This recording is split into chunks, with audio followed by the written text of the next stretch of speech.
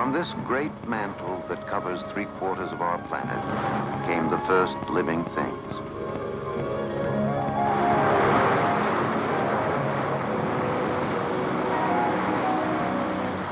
On every continental shore, men have gathered to build great communities.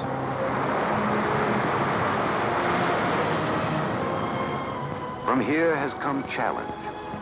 Venture out, find new lands.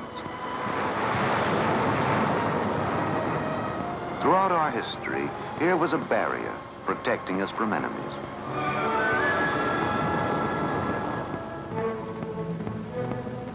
Here as well an international right-of-way for commerce and friendships that have made us a nation and a power.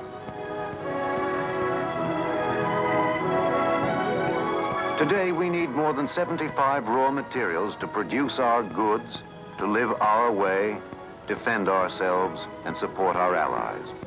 Of these materials, all but a dozen must come in ships through corridors that we must keep free of threat. A growing threat to the 7,000 ships that pass each day between us and our friends.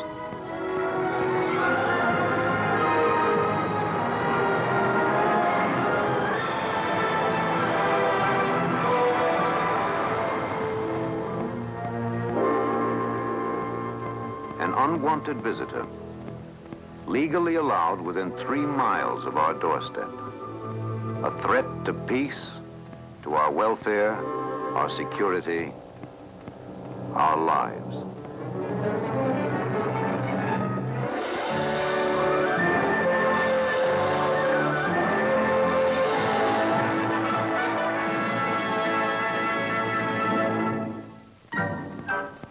In less than 2 centuries, man has learned to use the underwater world for war. A submarine was first used as an offensive weapon in the American Revolution. The first attack failed. The idea did not. Today's climax to man's attempts to wage war from within the sea. Polaris, able to hit any target on Earth, fired from our nuclear submarines. They can travel fast, hidden for months on end, without surfacing. Our nuclear subs have changed the nature of war, have helped prevent war. They're still unmatched throughout the world, but they are not total defense. In other hands, a less powerful weapon than this nuclear sub poses a more immediate threat: the non-nuclear submarine. In the Soviet fleet, there are more than 400, somewhat like this U.S. craft. More than in all other navies combined. 5 times as many as we have. Conventional subs must come up periodically to get air for men and batteries. More important, they have twice the speed and 3 times the range of subs used in World War II. Even in a non-nuclear war, the Soviets would have enough conventional subs to destroy our shipping and deny us vital materials if we failed to keep the sea lanes free. Against this threat, this goblin on our doorstep, our Navy aims the techniques of ASW, anti-submarine warfare. But to prevent an enemy from using his subs, the Navy must first overcome a greater foe, the submarine's environment, the sea. Today, in a few laboratories afloat and ashore, oceanographers gather facts about the sea. The Navy draws on their knowledge to understand better the element in which it must survive or perish.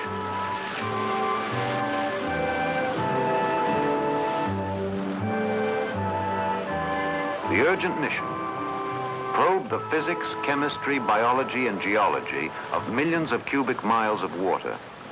Go more deeply into a dark world as little known as the farthest space beyond the stars.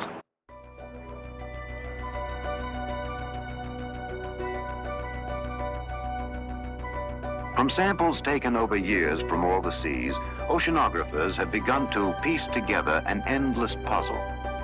How the amount of salt varies. How temperatures vary from place to place. .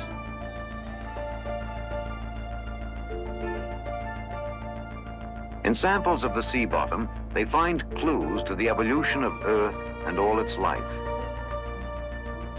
This research is answering basic questions about our planet, and the answers in the Navy's hands are advancing anti-submarine warfare techniques to help us survive on this planet.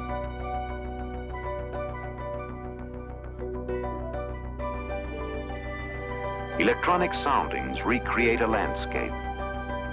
Underwater continents no man has seen. Valleys, plateaus, mountains. Possible future reference points for submarine navigation. Special cameras are discovering new plants and animals far below. New evidence of deep currents undetectable on the surface. The Navy directs and supports much oceanographic probing. For this is the world anti-submarine warfare men must know. The battleground where our survival may be decided. One native of this jungle is especially well studied, the porpoise, whose apparatus for sending and receiving sound is superior to that of any submarine. Within the sea, hearing is seeing. Sound is thus a basic subject in anti-submarine warfare training. In learning to know by hearing rather than by seeing, the future sonarman must first understand the behavior of underwater sound and all the factors that affect it. Sound travels 5 times faster in water than in air. It can travel hundreds of miles, usually only thousands of feet. Temperature changes alter its speed and course. So do different amounts of salt.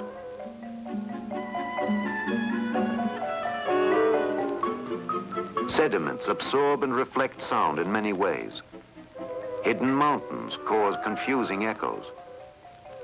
All this applies to sonar, sound navigation ranging, the Navy's chief method of detecting submarines underwater.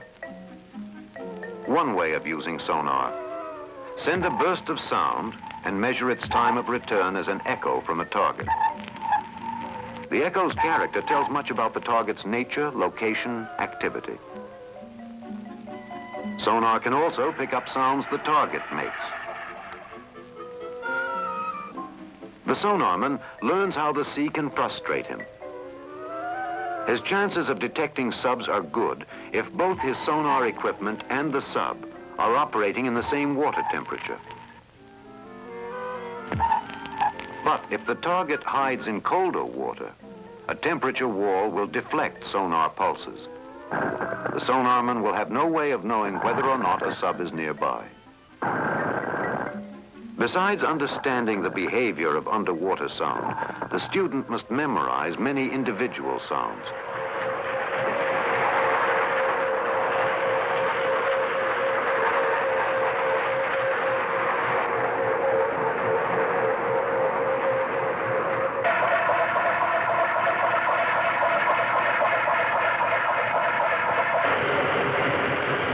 He must be able to listen beyond the sound of his own ship and another ship close by.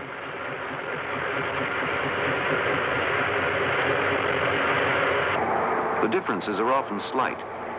Many sounds may be mixed together.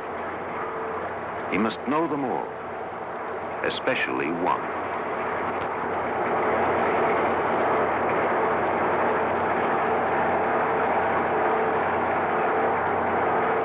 Exposed to the Navy's vast store of recorded sonar echoes, the sonarman must learn to make the most subtle distinctions. Whale, sub. Whale, sub. Or an ancient target already defeated. It can reflect an echo like that of a sub. Finding even the smallest difference between echoes can be crucial. Costly weapons must not be wasted on false targets. After weeks, the sonarman understands the language better. From the sound of rain on water to echoes from fish, seaweed, or subs. The training aims at quick perception and instant response to rapidly changing situations. Then on a destroyer, the school goes to sea to meet the pressures of matching wits with a real submarine. Sea duty, a sharpening of senses and instincts. Here experience begins. To graduate, the sonar student takes a destroyer, a sub, 400 Navymen. He bears a great responsibility. On what he can hear may depend our survival. Soon will come duty with a Navy task force, experience in the coordinated large-scale tactics of anti-submarine warfare. The skills of sonarmen are joined with those of many other Navymen. Together several times a year, on ship or plane, they all play a vital part in anti-submarine exercises that often begin like this. 200 miles off the New Jersey coast, a P-2H Neptune, long-range land-based ASW patrol unit. Wednesday, 09:24 hours.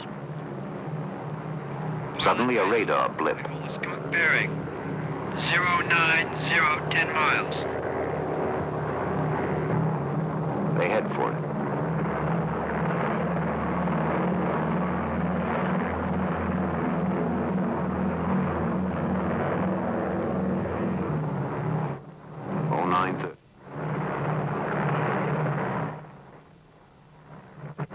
The cause of the radar echo, a submarine.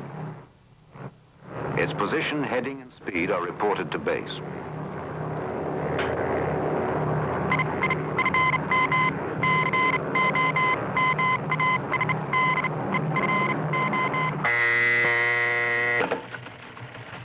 Headquarters, Anti-Submarine Warfare Force, Atlantic Fleet, Norfolk, Virginia.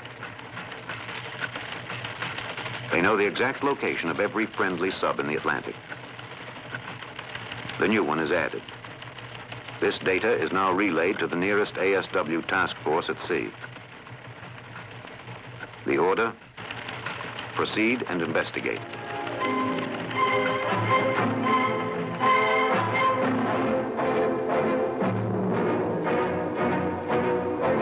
Hardcore of anti-submarine warfare, the hunter-killer task force.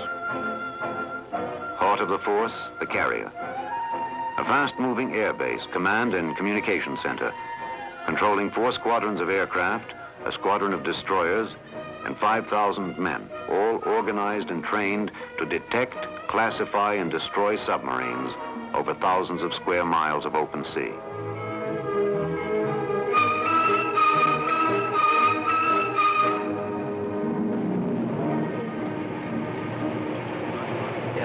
The order received from Norfolk: proceed and investigate. The task force commander's first problem is time. An hour and 20 minutes from the moment the sub was sighted to the time his planes will arrive over the sub's estimated position. This is engineer.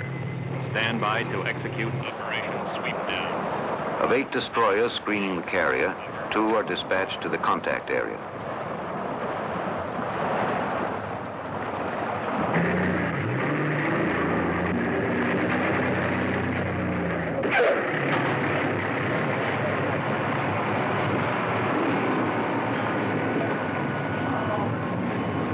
Altimeter, 29.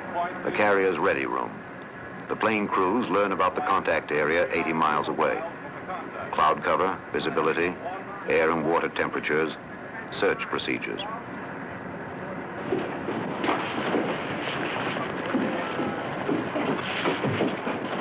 On the flight deck, check the tie downs, wheel chocks, and all loose gear about the deck. Stand by.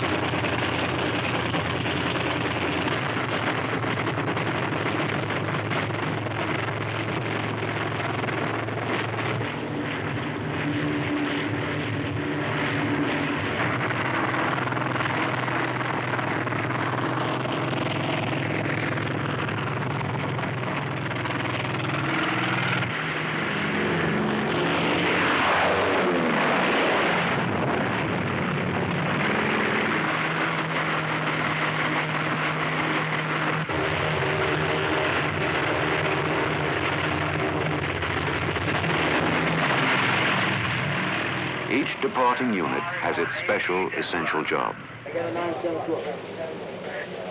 Last to go, the Douglas AD, communications link between carrier and sub-hunters at the contact area. Grumman Trackers, each a deadly tracking and weapons system for fast search, detection, and kill.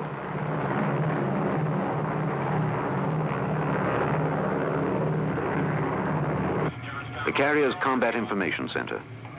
All reports come here for immediate evaluation. Command decisions depend on a total up-to-the-minute picture. 10:40. Message received. The trackers are over the estimated sub position. The trackers swap data with the P-2H. The original sub contact has been lost. They must regain it. First, they try a detection device, the Sonar buoy. It lowers a hydrophone and raises an antenna. In a quiet sea, it can pick up and broadcast a target several miles away. At this moment, no target. Throughout the search, they also use magnetic detection gear, called MAD. Radar is useless against a submerged target.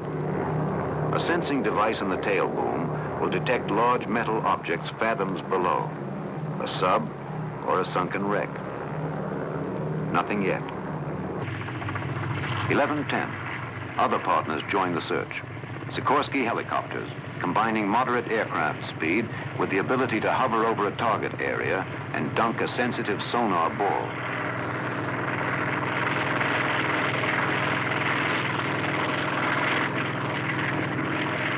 Unlike a ship's sonar, the ball is free of surrounding man-made noise. But this morning, its pulses find nothing. No echoes. They try several areas. Still no contact. Every ASW mission demands patience, determination, more patience.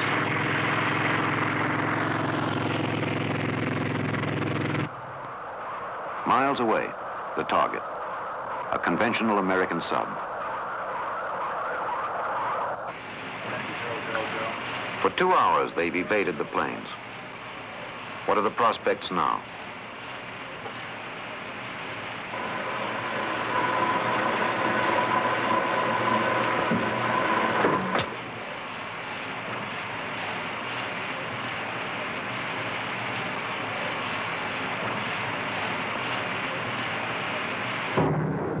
Meanwhile, the trackers have widened their search.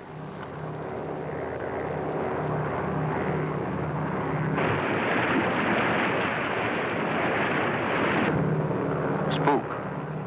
In other words, an unidentified surface contact by radar, possibly a sub. Roger, Spook. By the time the trackers reach the estimated contact position, no trace of a target. Pilot radar, Spook became sinker, 5 miles. Now the hunters concentrate on magnetic detection. Batman, Batman. A second and third contact classify the object below as a submerged sub and reveal its direction and approximate speed. 12 minutes later, the contact vanishes again. Sometimes they have to play this game of cat and mouse for hours, even days. The helo's time is running out. They can stay on station only half as long as trackers. A second relay from the carrier must relieve them. 13:20. The sub wants another look.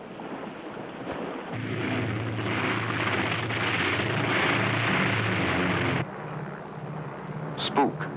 Another radar fix. 5 miles. Down. Bogey up there. Go deep, all ahead. Too late.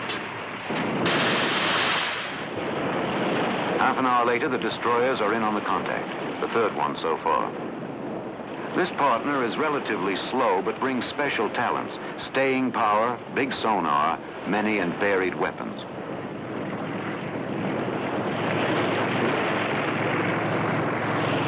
The second relay of helos and the destroyers now hold on to the sub for 4 hours. Then their sonar echoes become confused. He's penetrated a wall of cold water. Above, they wonder. Seaweed, fish, a wall of cold water. The confusion of echoes gives him time to escape.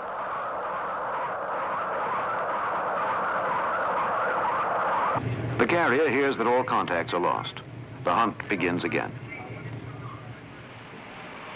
4 hours later, the sub takes advantage of nightfall to take on the fresh air it will need to stay down during the next day. Now, commence snorkeling. Commence snorkeling.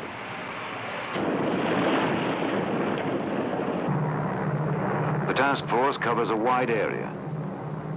For one member, and thus for all, strategy pays off. Miles away from the searching party, the AD gets a fix and reports it to the carrier. Town, Bell Hunt 60. Radar contact bearing 210 degrees, 27 miles from original datum. Over. 1275 feet 6 times, time in 20 seconds, 22 past the hour. Lancer, Smith now control, break. Investigate contact at time 2000, bearing 240 degrees from original datum. Over. In the morning, the destroyer sonarmen are still listening to the sub below, literally forcing the breath out of him.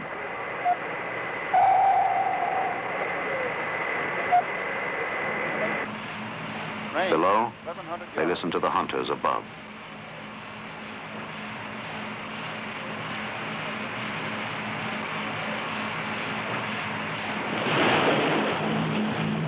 Thursday noon. They'd held the sub continuously for more than 16 hours.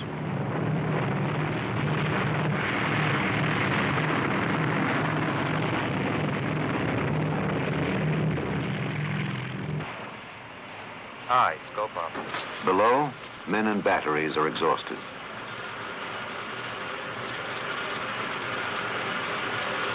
$13.50. Over 28 hours after the sub was first sighted, another hunt is over.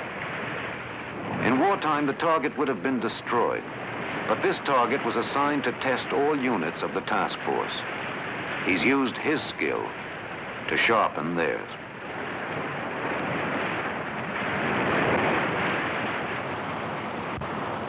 The destroyers need fuel.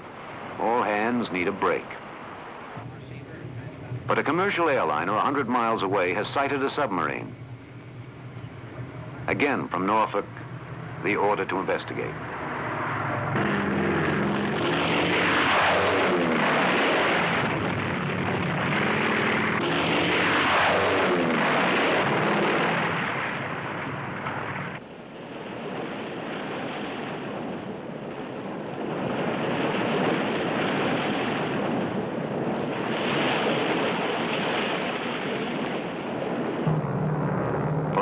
The search goes on. 73 with 78 and 82.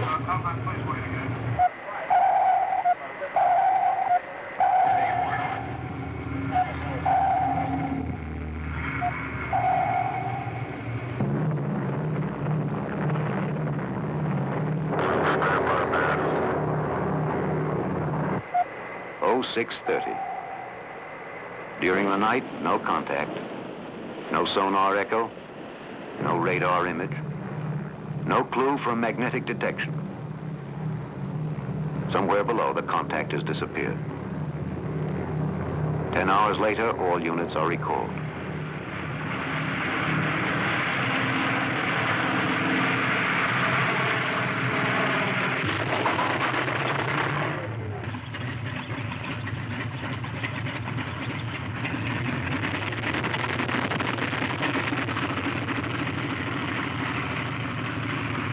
Now there are questions.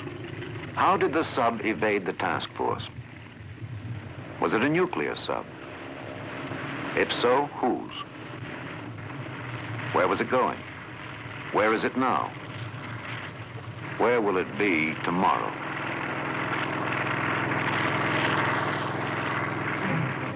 The Navy faces a growing challenge to answer such questions. Better instruments are needed for detecting and classifying both conventional and nuclear submarines. This goal is hard to reach. Weapons are improving faster. They can destroy at greater ranges and depths than in World War II. The Navy is working to develop still better tools and techniques of every kind. Tomorrow's task force may include hydrofoils that can reach a target sooner, stay with it, and kill it with a variety of weapons. Already we have the nuclear attack sub, deadly enemy of other subs. This growing undersea power is a good answer, but we must find more. We must force the sea to give up more secrets. Our oceanographic ship tonnage is only 1/8 of the Soviet tonnage.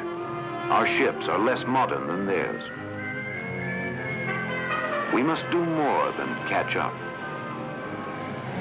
Today, increased research is beginning to help overcome our oceanographic handicap. Deeper exploration and understanding of the sea will bring better ways of communicating and listening underwater, better ways of pinpointing a target.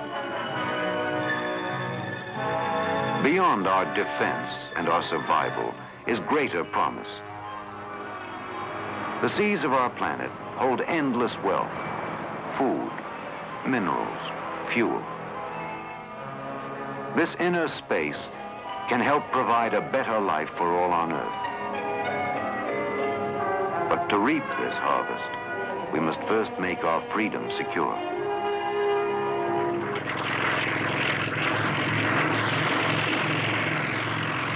If we lose control of the sea, we lose control of our destiny. For 2 centuries, a special breed of men have been going to sea to ensure that destiny. Back of them, throughout the nation, the Navy, science, and industry work to increase their capability for countering any submarine threat.